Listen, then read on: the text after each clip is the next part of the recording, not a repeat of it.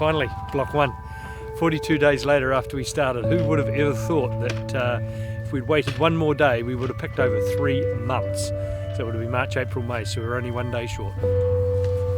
Initially there was the fear that were we going to be able to harvest it all, and whether we should start harvesting quickly just to get it in. So we had a vintage, but then we decided that we didn't want to have quality of wine in the cellars that we weren't going to be happy with. So we thought we just got to play it how we normally would and harvest when things were appropriately ripe. Were we going to be sitting and watching fruit rotting on the vines? Luckily, the government recognised that we are a key industry. This is a $2 billion export industry every year, and New Zealand's going to need the wine that we're making now to help it in its recovery. Really interesting, just considering the picking team, because we are reliant on the travellers. We usually at least a third of our team is made up of the backpacker types. Just thinking about those kids, and they can't even move, so they're stuck here in the accommodation that they've got, and who knows when they can get on a plane to fly home. So there's a lot of responsibility, and we're extremely appreciative of their commitment to stay with us. This is our bubble. This is a bubble. We're all living together, working together. The goal of picking was to limit the contact between people, observing the social distancing. We had to respect the 2 meters rule, which makes it quite tricky sometimes, but I think in New Zealand it's easier because you have the row spacing more than back in Europe. It was strict and weird at times to be socially distanced and picking in a time that's supposed to be all about like celebration, but I think there was still wonderful, happy times even amongst the weirdness of trying to keep social distance and being far away from each other. This will be my 8th harvest, definitely the most unique. It's been a really hectic season, but we've been really privileged to be able to pull in those grapes and be able to continue to harvest even through this COVID period.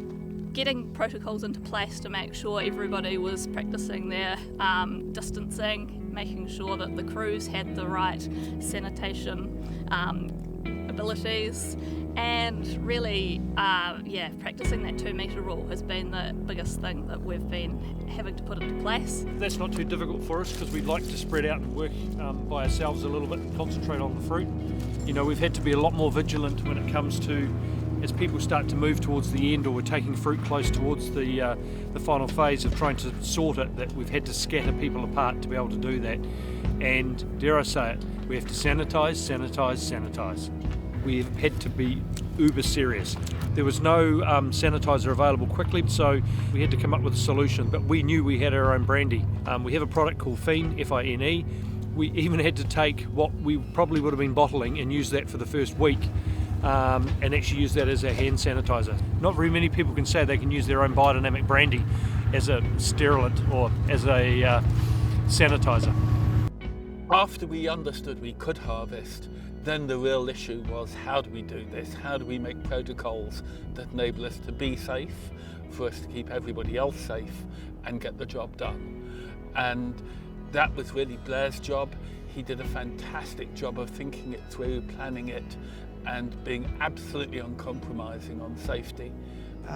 We created a winery bubble of myself, my assistant, and our 3 vintage workers, and isolating those into a bubble to the extent that the 3 of them came to the winery and camped out at the winery. Larissa was living in her van in the car park, really sort of able to isolate ourselves and lock down to deal with the harvest. This is my home. I'm living here for like roughly 4 weeks now, but grapes are still coming in, grapes are still growing, so we have to harvest our fruit. So that's why me and Felton Road and the winemaking team, we decided that I should move out home. So I'm living here now.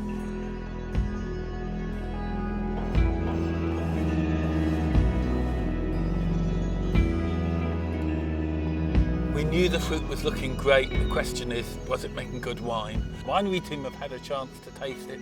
I haven't yet. I'm not in that bubble, and so I have to watch from the outside. I'm looking forward to having my first taste of 2020 Pinot Noir, but they're excited. Don't want to get emotional, but what we were dealing with on the 17th of March is that we quickly knew that we couldn't bring our more mature harvesting crew in for this coming season. So when you've got to tell your parents, hey Dad, you can't come, it's pretty damn difficult. And it's a massive shout out to those that couldn't come. So, but we're extremely appreciative of the harvest team and what they did for us in very challenging conditions. I like to think that they'll remember the 2020 vintage, and we certainly will.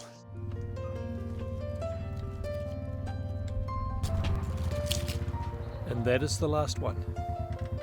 2020, all done and dusted. Thank you.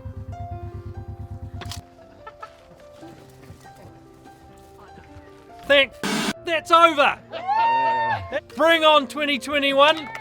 I'm hoping, like our Prime Minister, that the world after COVID is going to be a kinder place. It'll be a place that's thinking a bit more slowly. The gains we've made on global warming in the last few weeks, hey, wouldn't it be great if we kept doing that?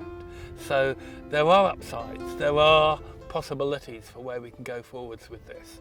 And it'd be a shame if a lot of people die and we don't learn lessons.